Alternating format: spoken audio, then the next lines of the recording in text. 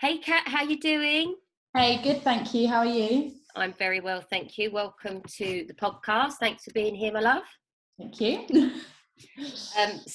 were just literally having a quick chat off air, and now we're on air. So I'm just going to tell you a little bit about the Crossroads Cafe podcast, even though I know you're aware of that. We started this podcast back in when was it? Around, I think, 2009, actually, which is when you started your business, wasn't it? 2019. Yeah, I was Not that then. long ago. Yeah. Jesus, you look so young, fresh and young, gorgeous. 2019 we started the podcast, and we really started it because like us, I suppose, myself and Felicity, who was with me at the time, there was things we wanted to do. There was things we wanted to achieve. We had ideas of business goals and that kind of stuff. And we were running our businesses. But there were some things we were struggling to get to. You know, we sometimes couldn't cross a particular hurdle to get to where it was that we wanted to go. So myself and Felicity, every week, we used to have a mastermind where we would catch up, we'd have a conversation. But the conversations we were having, we were finding that actually other women, and at the time it was the majority that were already in business, would really benefit from these conversations. So initially we started recording the conversations, and then we went down the route because we started hearing from other women who were asking us about how we got started. So I was like, right, how about if I just speak to women like yourself who are entrepreneurial women, who are business women, who have started something 9 times out of 10 from nothing and have built, you know, a community, built a business around it. So that's where the Crossroads Cafe podcast came from, where women feel like they're at a bit of a crossroads. They want to do something else, but they don't know how to transition. They doubt themselves. They're uncertain, but they do, or they want to know how, and we help them and inspire them to move it forwards. So that's why I wanted you here, because one of the things that jumped out to me as well, Kat, is you started in 2019, so 2 years ago, but you look so young, and you are pretty young, aren't you? How old are you? I'm 21, so I'm 22 in March. So you're 22 in March, and so you were 19?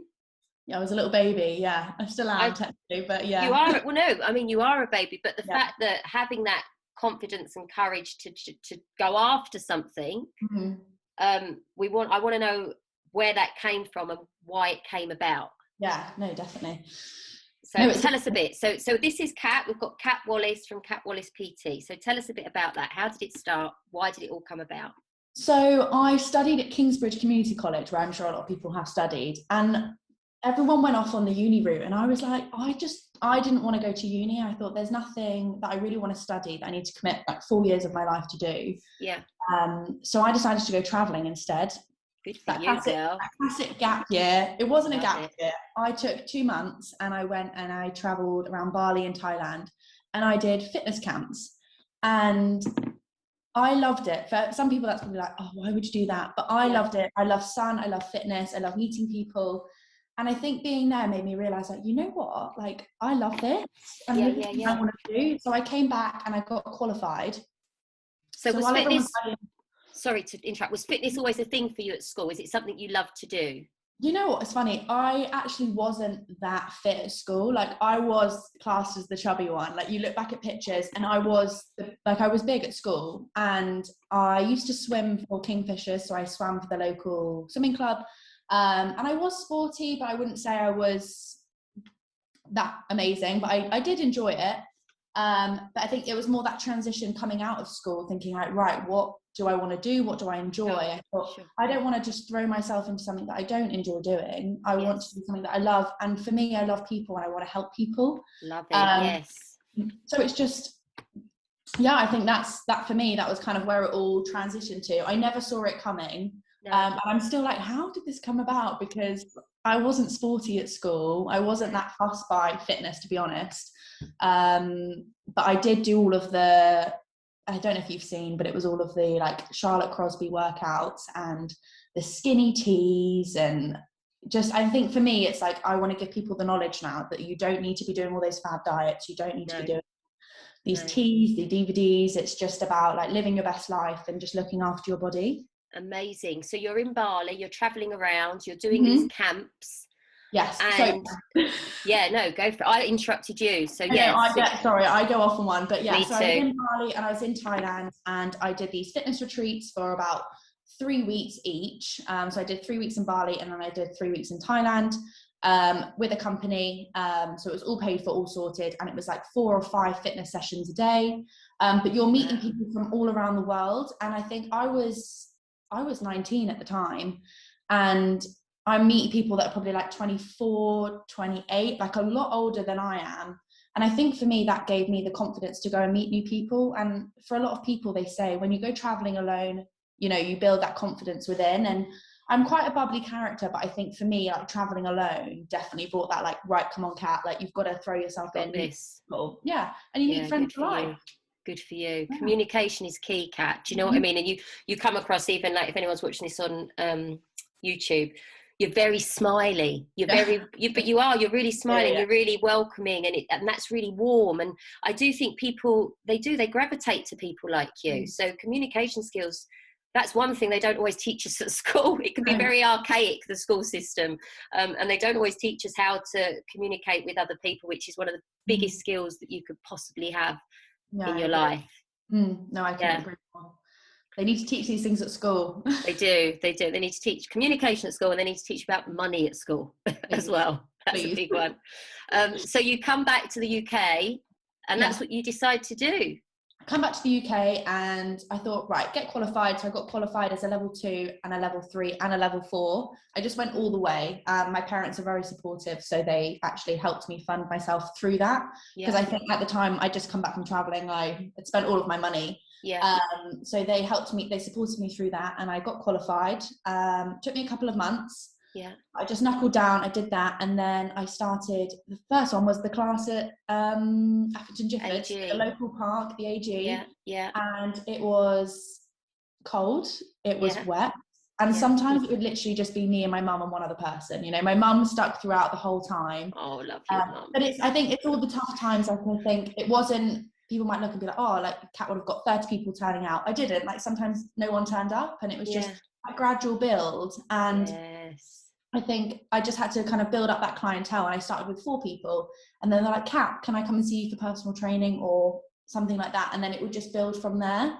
But then the lockdown struck and things started to change. But then you saw an opportunity. See, you could see it in 2 different ways, and I say this all the time, there's always an opportunity there. You just need to look for it. And you need to switch. For me, it always comes down to how we think, how we process our thinking. And that's the biggest thing. You can either see it as, oh God, everything's gone wrong now and I'm not going to be able to do anything. And if you verbalize that tends to be what happens, right? But if you see it as, right, how can I switch this? And you did exactly that. Yeah, no, definitely. So that's when I started moving classes to being online, which I'd never done before. And it was tough, like it is tough, I think, naturally, just starting anything and that whole transition for people. But then I built up a really lovely community of people. Every day we'd be on Zoom doing something, whether that was Zumba, yoga, fitness sessions, anything really. It's just kind of keeping people together, getting people off the sofa, and just give, like, that sense of community was really lovely. Love that. And so now that's what you're doing. You do online and you do offline. So I do online, and I do one-to-one PT. So I think building that community, people realize, oh wow, I like her. Like they gravitate towards happy people, positive people, and they're like, I'd like to see you on a one-to-one basis. So now I see people from the gym, and I help them more on a personal approach. So it's more specific to them, but I also still do my online teaching as well, and group classes even. So it's really great. It's really grown. Brilliant. I love it. What do you think have been some of the challenges for you throughout this process? Because you've done a lot in a very short time. And I feel like you're the sort of person that obviously just throws yourself into things, which can be really scary for anybody that's listening. You know, I think, you know, I've become a confident person, and I work in confidence now because that's what I struggled with along, you know, way back. People thought I was this really hugely confident person, but I wasn't. So I work in that. I've worked on that for a long time, and I've got to where I am because of that. But I think sometimes people look at other people and they think they don't have fears, and they think that they don't have doubts, and they think that they don't have insecurities. And I honestly think it's the people that can just take one small step, take a little bit of action. And like you say, once you take one bit, it's like pushing that bulldozer up the hill, and you're pushing and pushing and pushing, and it's really hard and you feel lots of resistance. But once you get it to the tip and you just get it over the top and it starts rolling, and you're going, do you know what, I've got this. Because the more you do something, the more confidence you build, the less doubt you have, the more you do it. So it's getting to that stage. And I think it's really important, speaking especially someone as young as yourself, that you've done that and you've thrown yourself into it. But there must have been challenges, there must be fears that you have and doubts that you have. Can you tell us a bit about those? Well, I read this book and it's called Face the Fear and Do It Anyway. And for me, it was great because I'm quite quick to somebody like, I can't do that. Why would I do that? But actually, it's like, this is an opportunity, just do it. What's the worst that can happen? You know, I've got this thing, and I think a big one for confidence is like, people worry about others judging what they're doing, and people are going to judge you regardless if you're doing well or not. So it's kind of like, just do it. What's the worst that can happen?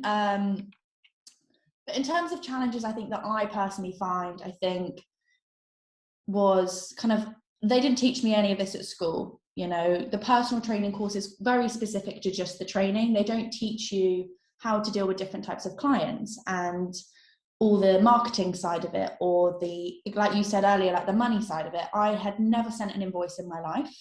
I didn't even understand what it meant by reconciling or an account. So all of that stuff I've had to learn.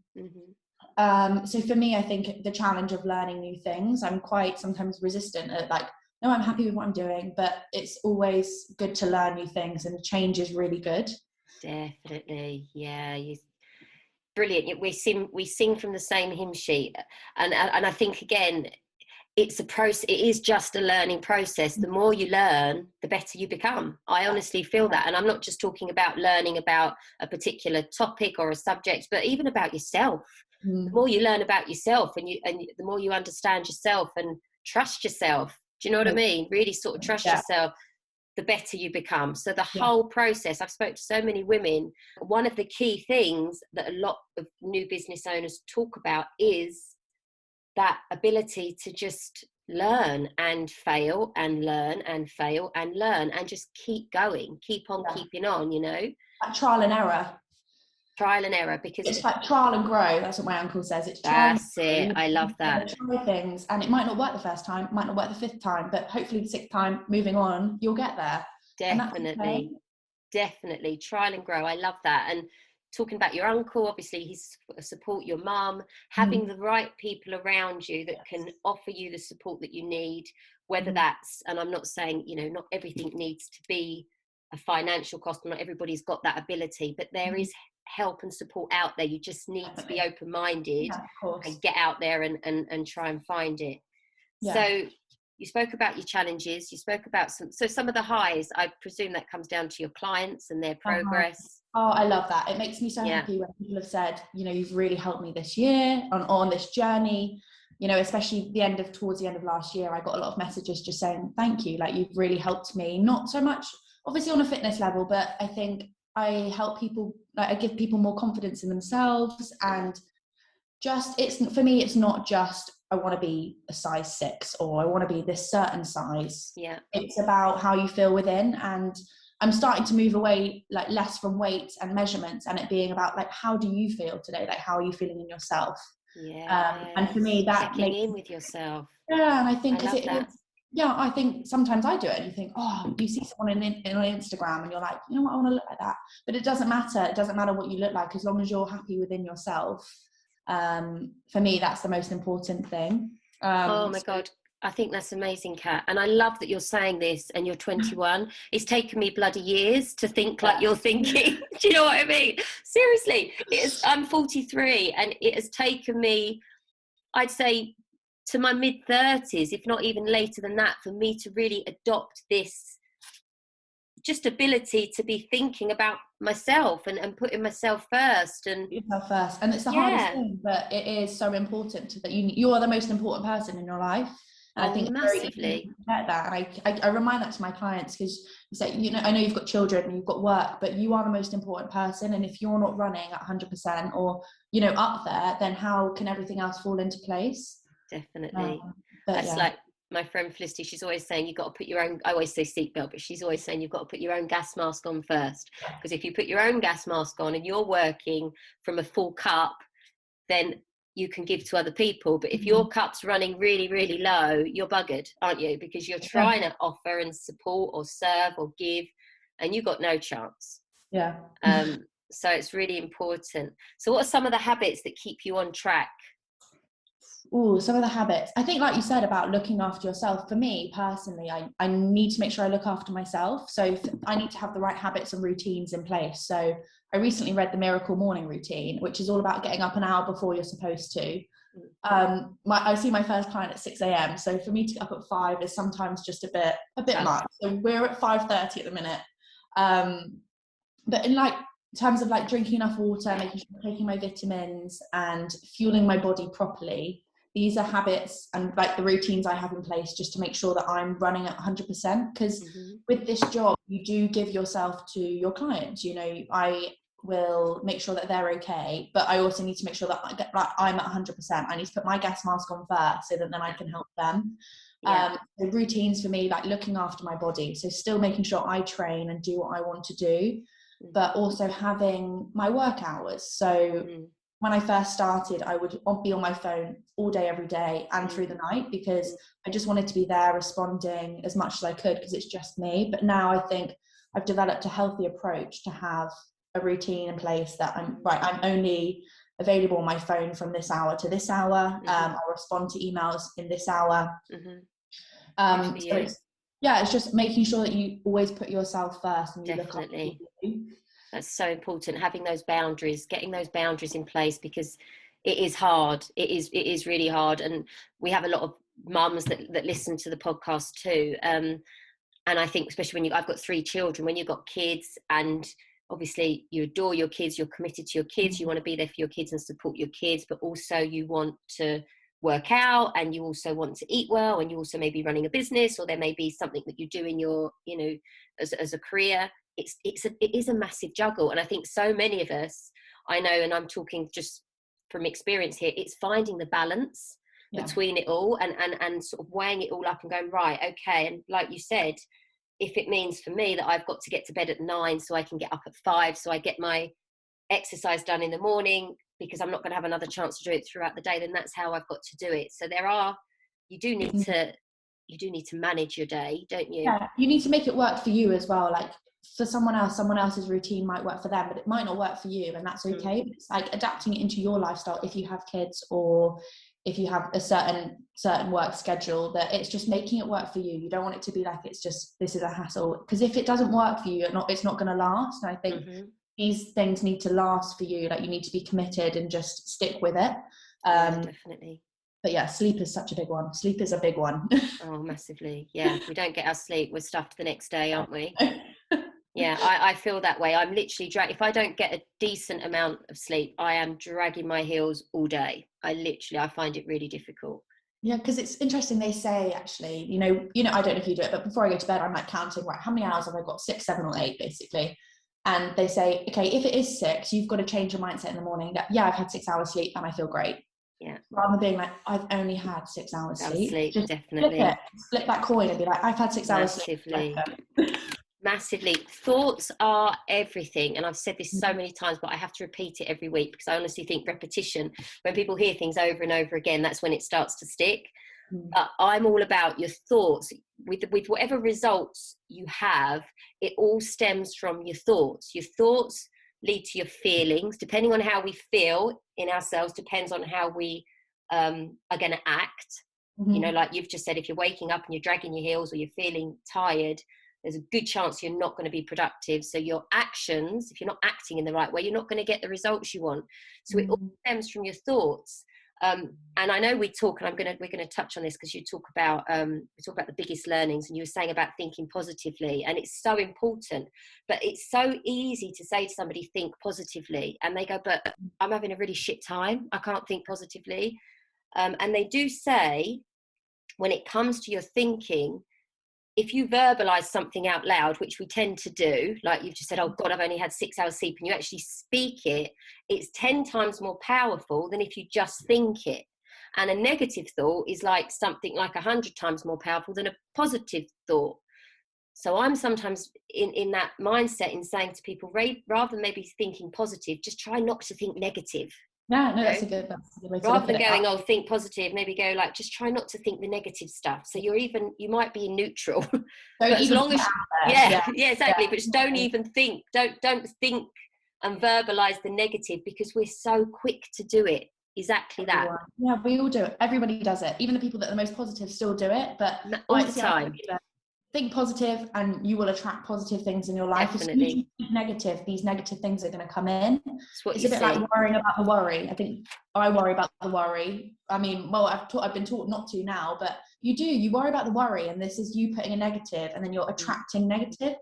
Think positive, and then positive things are going to come into your life. Wonderful. I love it. And I love what you're saying and what you're doing, because you're not only doing the exercise side of it, which makes people feel amazing and makes them feel good. Yes, it's hard at times, and you don't always want to get up and do that 7 o'clock, 6 o'clock class or whatever. But once you've done it, you feel like, that's it, I feel amazing.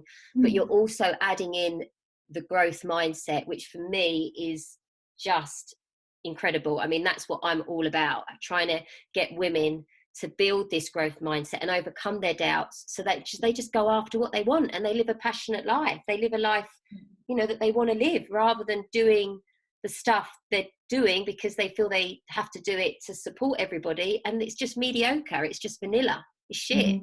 They don't want to be living that way. They've got all these dreams and these desires, but they don't go after them because they're fearful of other people's opinions, or because they doubt themselves, or they blame it on a lack of confidence. And all of these things are their truths in their own mind.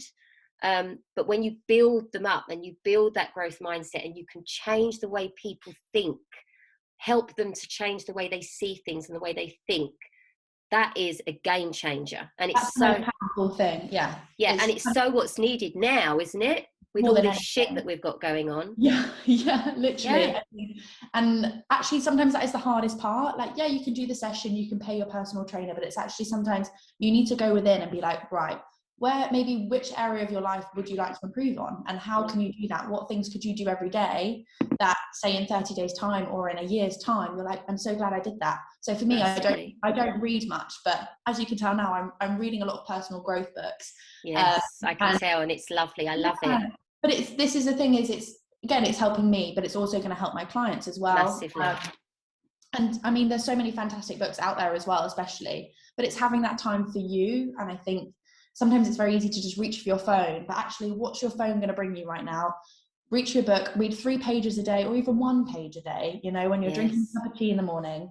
But it's just all these little things, I think, every single day, again, putting them into your routine or into your habit over the period of your life are going to make a huge difference. I love it. And you're leading by example. You're teaching, you're doing what you're teaching, and that can be hard sometimes.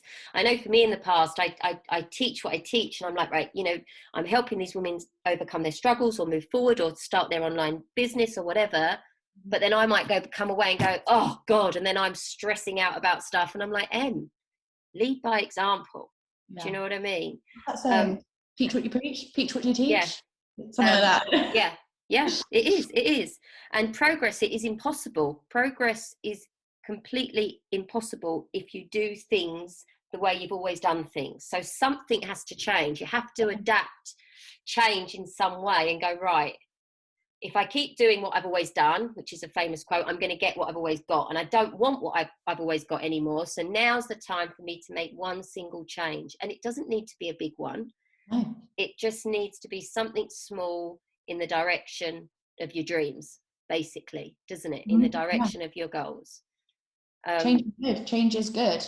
You've got to take every opportunity, because change is good. And I think, like you said, if nothing changes, then everything does stay the same. And if you're not happy where you are, then nothing. If nothing changes, it's going to be the same in a couple of months' time. And it's actually like, right, make this change now. So in a few months' time, you're down that line. You've already taken that step. That's it. And then that's another key thing. And it's what you said when you first started out. And initially it was your mum and maybe one other lady. And then it's built from there. it can be easy to give up. Well, it can be easy to give up. It's harder to stay on the treadmill, isn't it, than to just jump off it. And it can be easy to give up, but it's with that resilience and that perseverance and that grit, whatever you want to call it, of you keeping on, that leads to the next bit. It's like you've climbed that next step, and then you've climbed that next step, and the more you do that, it's abundance. It just comes, I think, over time, because you've put in the effort. You're rewarded for what you've put in, especially with what you're doing, with adding value to people and really changing people's lives. The more you add the value, the more you're going to get back, big time. Exactly. Yeah. So you're doing amazing.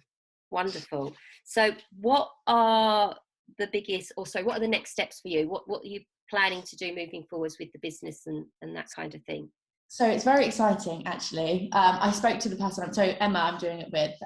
We have decided to combine together. So I am fitness and well-being, and she is very holistic. She's very into like sound therapy and card readings, and we work really well together. We met last year, and we have decided to create a lifestyle brand together. So it's going to combine fitness and a holistic approach.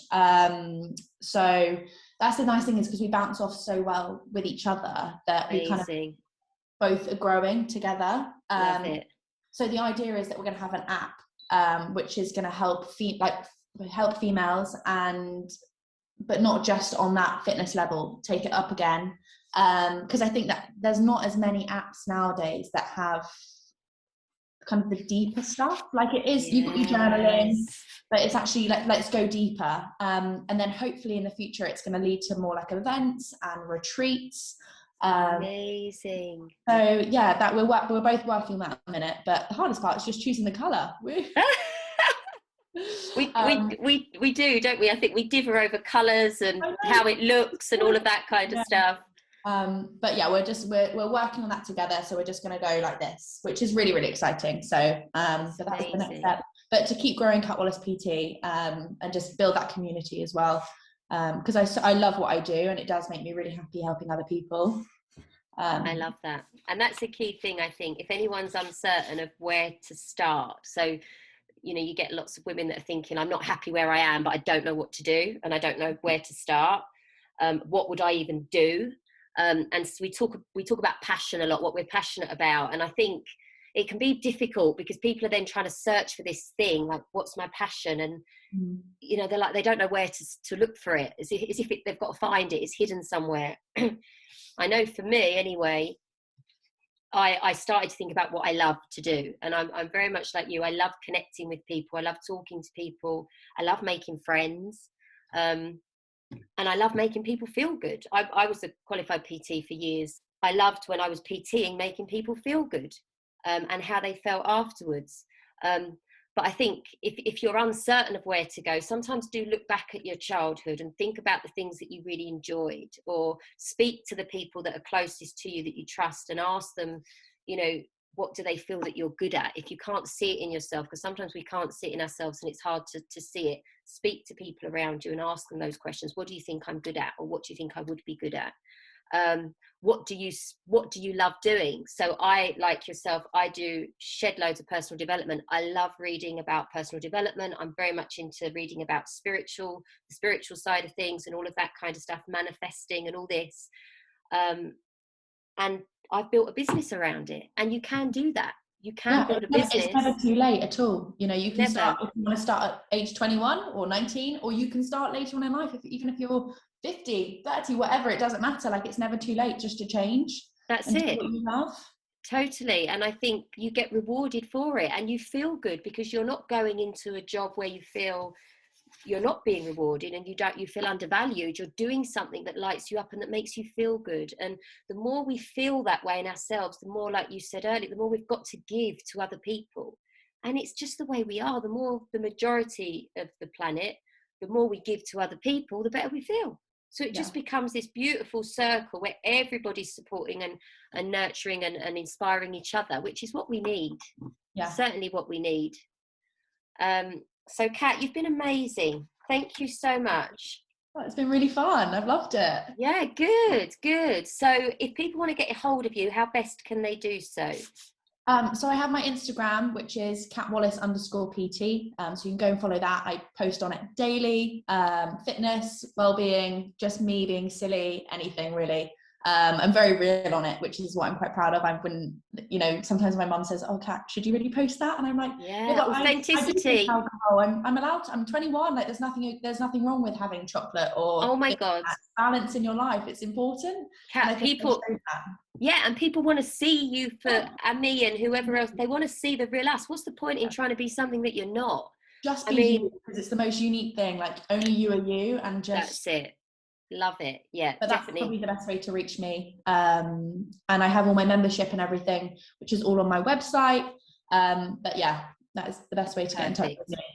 Well, I'll link to your Instagram. I'll link to your website. So if anyone wants to give you a shout, they can. And yeah, just thanks so much for being here, being such an inspiring, young, beautiful lady that's, very smiley and full of love. You look like you're full of love. Thank you. Go out there and give some love, girl. Go out and give some love. You take care. Thank you. Bye. You're welcome, darling. Take care. See you soon. Bye.